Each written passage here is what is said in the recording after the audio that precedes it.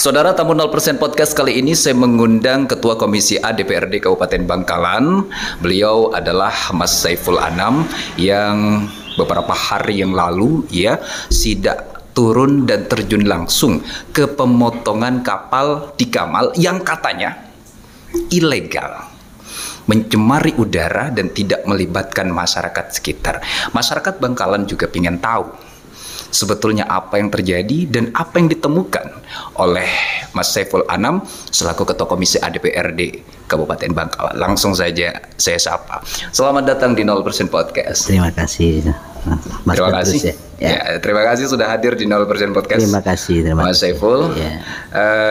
Beberapa hari yang lalu saya melihat bagaimana Mas Saiful terjun langsung ke pemotongan kapal yang katanya ilegal di Kamal ini, yang kemudian informasi yang saya dapatkan Mas Saiful bukan kali pertama terjun ke sana Saya pengen tahu, dan mungkin masyarakat di Kabupaten Bangkalan ini pengen tahu apa yang Mas Saiful temukan ketika terjun langsung ke pemotongan kapal yang katanya ilegal di Kamal ini, Mas. Awal saya menjabat sebagai DPRD Kabupaten Bangkalan sekitar tahun 2020, setelah pelantikan 2019, kami Komisi A DPRD Kabupaten Bangkalan bersama stakeholder terjun langsung ke pemotongan kapal pada waktu itu karena banyak suara-suara sumbang yang memberikan masukan kepada kami bahwasannya pemotongan itu ilegal, tidak ada izinnya.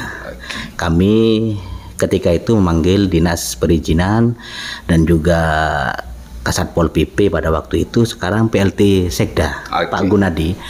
Kami menanyakan perihal pemotongan kapal di Kamal ini, namun dari pihak DPMP PTSP pada waktu itu Pak Ainul tidak bisa memberikan penjelasannya.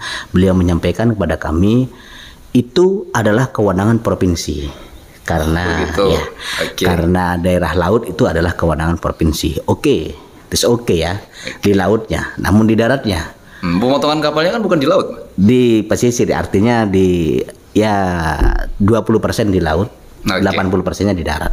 Kegiatannya itu. Kami menyampaikan kita terjun dan kita lihat apakah memang tidak berizin. Kalau memang tidak berizin, mari bersama-sama kita lakukan perbaikan. Kalau memang ini akan diberikan tempat, kita fasilitasi. Bagaimana Bangkalan ini diberikan income daripada pekerjaan tersebut. Setelah terjun langsung ke lapangan, saya bertemu dengan beberapa pekerja dan juga mandornya, mungkin kata orang Madura. Pengusahanya tidak ada, namun kami juga menyarankan kepada Pak Ainul pada waktu itu, Dinas Perizinan, untuk menutup atau paling tidak memberikan spanduk agar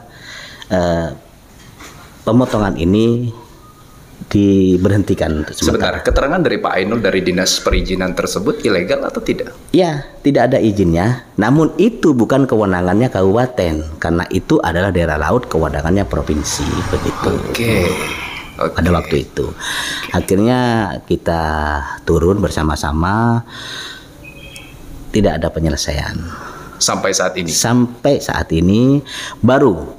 Setelah ada beberapa kejadian ada pekerjanya ini kebakar dan meninggal. Ada lagi aduan dari mitra Komisi D terkait pendidikan di sekolah itu, kan dekat sekolah itu, sekolah SD. Sekolah SD. Di Kamal itu. Di Kamal itu pemotongan itu mengganggu asap daripada pemotongan kapal itu. Walaupun bukan di darat Walaupun bukan di darat. 20% di darat, 80%-nya di laut begitu. Enggak. Kebalik. Jadi 2-30%-nya itu di laut memang. Oh gitu. Jadi kapal ini masuknya begini. Potong. Ketika masuk ke darat dipotong depan, dia jalan. Semakin maju semakin habis kan kapal ini, dipotong depan, tarik begitu. Berarti 80%-nya di darat. Di darat. Saya pastikan. Nah, kan bukan wilayahnya provinsi kalau seperti itu. Itu mereka menyampaikan kepada kami dan saya sudah menjelaskan bahwasannya ini adalah kewenangan daratannya adalah kewenangan kita. Dan pemotongan ini ada di wilayah Kabupaten Bangkalan. Kalau pemerintah sudah tahu, dinas perizinan sudah tahu bahwa itu ilegal, kenapa tidak di-stop, Mas? Ini yang punya wewenang nyetop ini ya anggota dewan atau pemerintah sih? Harusnya eksekutif ya, Mas ya. Eksekutif apa legislatif sih ya, kan begitu? Harusnya kan eksekutif. Iya. Dan pada waktu saya ke sana yang pertama kali itu kita kan datangnya banyak nih, ada beberapa instansi juga, ada Pol PP, ada dinas perizinan, ada PH juga, ada PH juga. Kita membawa. Memang pada waktu itu kita memang besok turun semua ke Kamal gitu. Akhirnya turun semua Kamal. Setelah itu selesai, tidak ada apa-apa. Wewenang untuk menyetop itu legislatif apa eksekutif? Eksekutif dong. Terus kenapa masih diem sampai sekarang? Kurang tahu. Artinya kita sudah memberikan masukan kepada eksekutif pada waktu itu. Kita sudah memberikan bahwasannya pemotongan kapal is oke lah, tidak ada masalah lah kita, asalkan kami Kabupaten Bangkalan ini menerima PAD daripada itu. Selama ini berarti nggak nerima dong? Kurang tahu juga, saya pastikan tidak mungkin ya. Baik. Pertanyaan saya begini selanjutnya, saya boleh dong, bebas dong bertanya apa aja, Mas? Monggo. Pertanyaan saya begini, apakah dimungkinkan sebelum-sebelumnya ya, sebelum DPRD ini terjun ke lapangan dan sebelum terjadi kayak tadi kebakaran, polusi udara dan yang sebagainya, apakah dimungkinkan sebelum-sebelumnya ini adakah setoran yang mungkin kepada pihak tertentu pimpinan di Kabupaten Bangkalan sebelum-sebelumnya, mulai dulu sebelum dilakukan pemotongan kapal? Apakah dimungkinkan seperti itu sehingga para pengusaha ini tetap bandel motong kapal di sana? Kami, artinya saya. Dalam konteks ini saya berbicara sebagai Komisi A DPRD Kabupaten Bangkalan ya. Kami dianggap seperti itu oleh masyarakat. Ya, kami. Karena kalau nggak ada setoran, kayaknya udah di stop aja dari dulu. Ketika saya menggaungkan hal ini, saya membrand masalah ini di media, masyarakat menyampaikan kepada saya kurang. Artinya mungkin tidak memberi kepada Komisi A. Komisi A tidak itu, tidak pernah meminta-minta ataupun dalam sepengetahuan saya, Mas Badrus ya, tidak pernah tahu dan tidak pernah paham terkait ada setoran di belakang atau apa. Saya tidak pernah tahu. Namun sebagian dari teman-teman Komisi A ini, anggota saya ini menyampaikan, kalau memang karena saya dekat dengan pengusaha-pengusaha itu, mereka menyampaikan kalau memang ada mbok yo kita ini ya dikasih begitu. Namun karena saya tidak pernah tahu tentang hal tersebut, saya menyampaikan tidak ada. Pure pepotongan. Saya juga menanyakan kepada teman-teman di Surabaya itu, siapa yang bertanggung jawab atas pemotongan ini? Nah, ini secara gamblang mereka menyampaikan itu. Siapa yang di depannya itu? Artinya kalau saya punya rumah di sini, di situ ada pemotongan kapal, maka saya bertanggung jawab atas itu. Kalau memang begitu, artinya pemerintah ini kan bisa saja datang ke saya. Tidak boleh seperti itu, karena di daerah ini ada pemimpinnya, ada pemerintahnya. Begitu. Jadi kalau Mas Badrus tadi menanyakan apakah ada, anggaplah upeti begitu ya, kepada petinggi-petinggi di iuran lah atau upeti lah, gitu kan. Itu tidak ada. Namun cibiran yang seperti itu diarahkan ke Komisi A, ya. Ini kenapa Komisi A turun? Karena mungkin nggak dapat setoran. Nah, itu iya. Ada cibiran. Ada yang seperti itu. Namun saya pastikan ketika saya menjadi ketua Komisi A di DPRD Kabupaten Bangkalan ini, saya pastikan jangankan saya, teman-teman saya semuanya tidak bermain di situ. Ketika sampean bertanya apakah ada, saya tidak tahu. Tentang itu saya tidak tahu. Baik. Berbicara soal akibat ya dari pemotongan kapal ilegal ini, saya tidak mau menanyakan sebetulnya di mana sih pemotongan kapal yang disediakan oleh pemerintah tempatnya. Sebelum saya menanyakan soal hal itu, akibat kalau menurut Mas Saiful dari pemotongan kapal ilegal yang 80% ini di daratan Kabupaten Bangkalan dan tidak ada PAD yang didapatkan. Selain itu akibatnya apa sih? Ya banyak ya. Salah satu contohnya terumbu karang di bawah itu. Oh ya. Ya, itu juga kotor. Artinya rusak. Kan bukan laut dalam ya di situ. Ya, bukan laut dalam, artinya rumput-rumput laut itu kan juga tercemar begitu ya. Satu. Dan satu, yang kedua kali yang sangat-sangat saya perhatikan itu, ini kan daerah Lanal Batu Poron. Ya. Artinya banyak hal-hal yang berbahaya di situ. Oh iya betul. Nah, Peluru dulu segala ya, macam. peluru segala macam. Dulu arah daripada pemotongan ini hanya di sebelah kanan. Oke. Ya, dari Tanjung Jati turunan Ya, itu sebelah betul, kanan betul. ke sana. Lambat laun pemotongan kapal ini semakin mendekat ke arah Batu Poron itu. Merembet ya. Merembet ya, semakin panjang. Artinya teman-teman pemotongan kapal ini semakin banyak.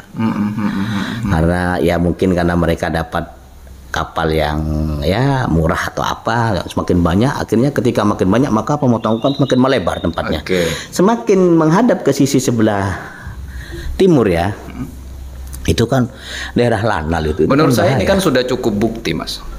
Membahayakan, tidak dapat Ya. PAD, dan dinas perizinan pun juga menyatakan ilegal kan begitu. Kenapa masih melempem aja nih eksekutif nih, tidak ngekat memperhatikan langsung nih, kan begitu. Kami pada waktu itu kami begini Mas Badrus. Oke, ini tidak jalan. Oke. Ini tidak jalan. Akhirnya ada mahasiswa dari UTM ini, PMII itu datang kepada kami Oke. menyampaikan bahwasannya galangan kapal yang ada di sisi sebelah barat itu ya, Oke.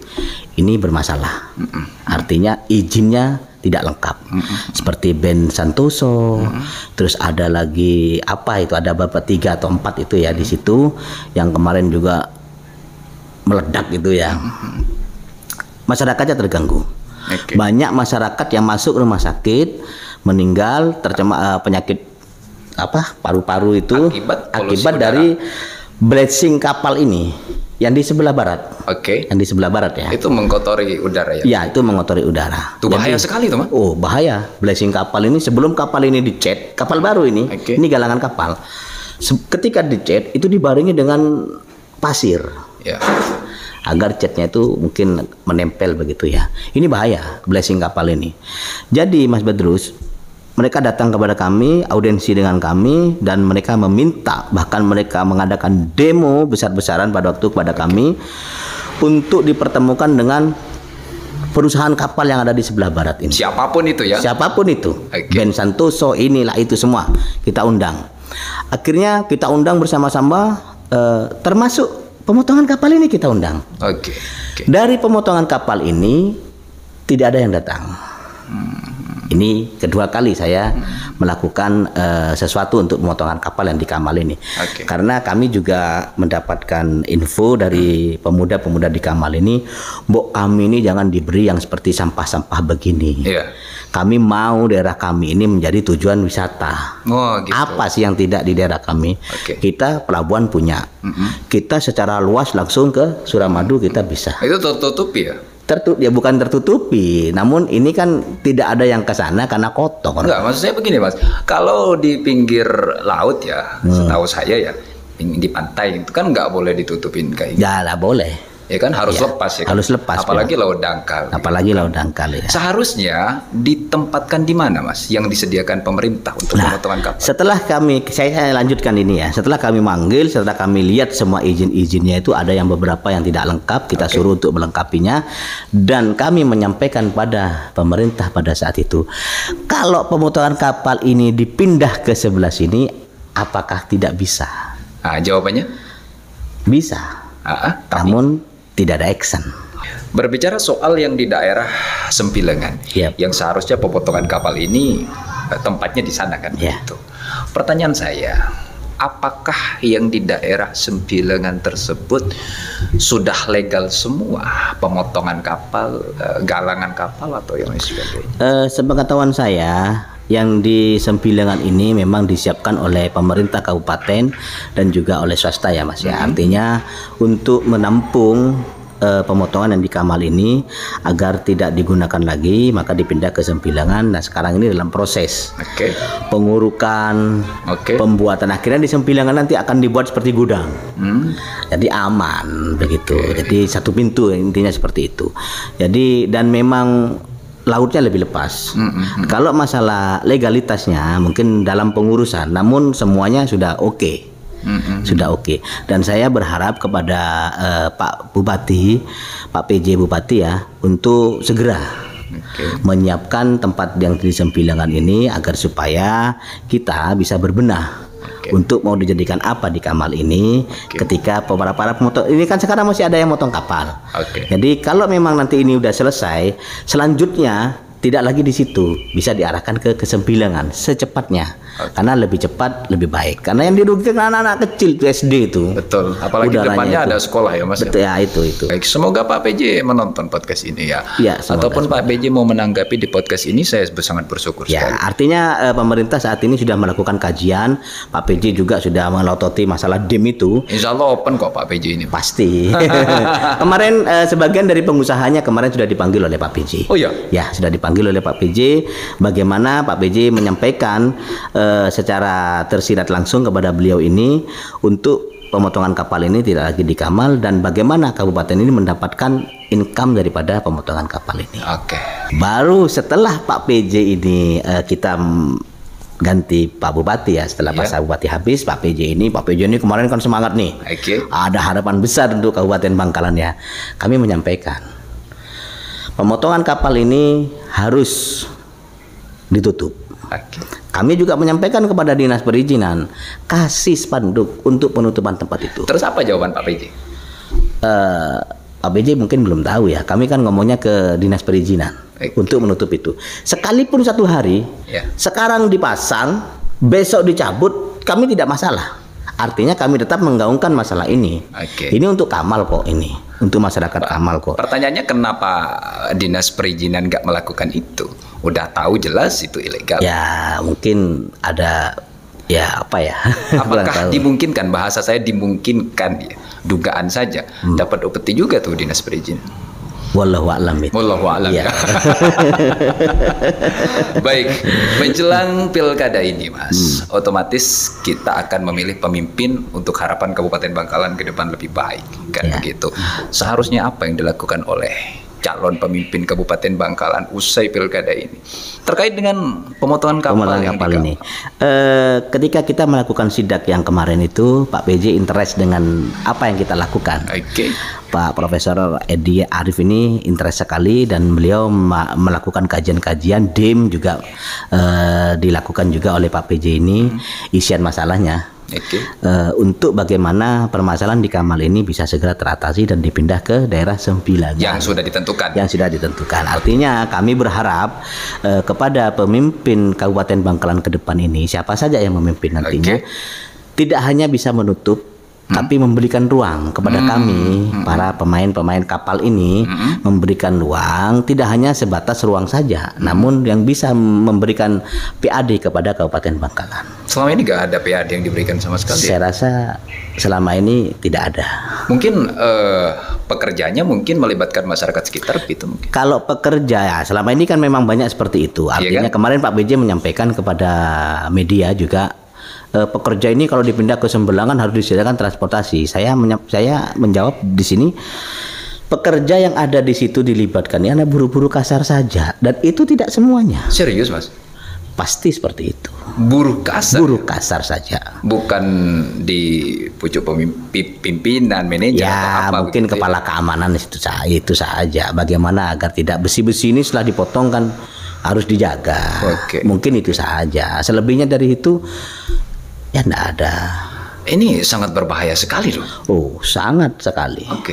Sangat berbahaya sekali. Apalagi tadi sampai kejadian ya sesak nafas, blessing begitu ya. Kemudian PAD juga tidak diberikan untuk pemerintah, untuk Kabupaten Bangkalan gitu kan bahaya sekali Mas. Ya itu mungkin akan harus menjadi perhatian. Harus jadi perhatian dari kalau memang kita mau besar, kita besar Dari kapal ini, bagaimana kapal ini? Saya ini kan juga pedagang besi ya, jadi tahu. Kabupaten ini minta satu kilonya 100 rupiah saja, per kilonya saja. Udah berapa itu? Mas Saiful pedagang besi apa motong besi di sana juga? Atau? Kalau ada kapal yang memang kecil itu nggak terlalu besar ya saya motong juga. Tapi motong di sana juga?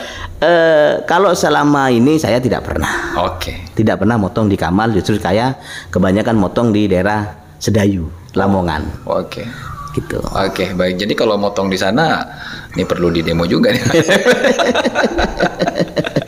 Baik, ini cukup aneh dan menarik ya teman-teman ya. Pemerintah sudah tahu dengan jelas begitu kan bahwa ini ilegal. Yang disampaikan oleh Mas Saiful tadi bahwa dinas perizinan ini juga sudah tahu kan begitu. Terus kenapa tidak di stop? Kan begitu kan. Ini menjadi PR bersama kita untuk bagaimana kemana kita mengadu kan begitu kan. Iya, betul. Kalau legislatif kan nggak punya wewenang ya. Tidak ada, kami kan hanya mengawasi saja. Kalau punya wewenang stop aja. Nah, dari dulu kita sudah, bahkan ada beberapa teman dari komisi lain menyampaikan kepada kami, kalau komisi A ini bisa, maaf ya Mas ya, saya angkat jadi guru.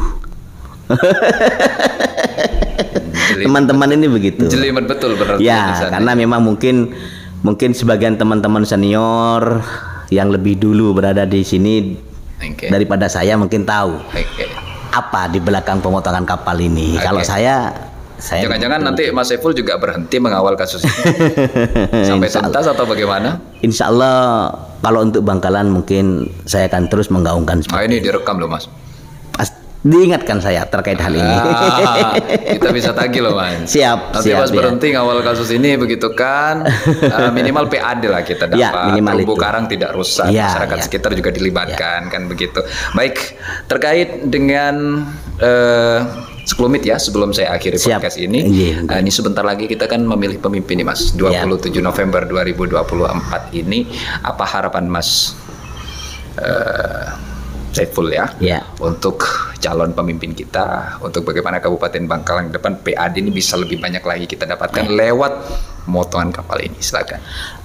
Harapan saya kepada pemimpin di depan ini bisa menjadi menjadi bapak bagi kami masyarakat Bangkalan ini. Ketika kami sangat berharap sekali berkaitan dengan keadilan Mas ya. Bagaimana pemerintah ini ada di tengah-tengah masyarakat, bukan saja memberi, tapi juga menerima. Sebagai orang tua menerima apa saja kan ya.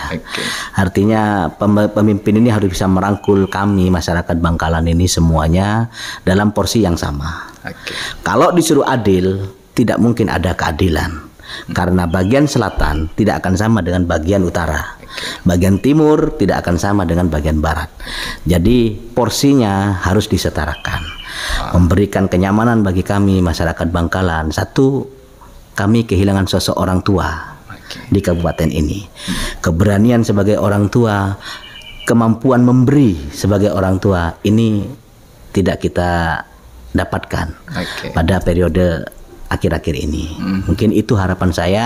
Siapa saja pemimpinnya, dari kalangan mana saja pemimpinnya, saya berharap Bangkalan ini, karena kita adalah kabupaten yang paling dekat dengan Surabaya, kita tidak boleh melihat ke kabupaten lain, tapi pandangan kita lurus ke Surabaya, agar kemajuan kita sama seperti Surabaya. Mungkin begitu. Yatim piatu dong Mas selama ini. Nggak punya bapak. Mungkin ya.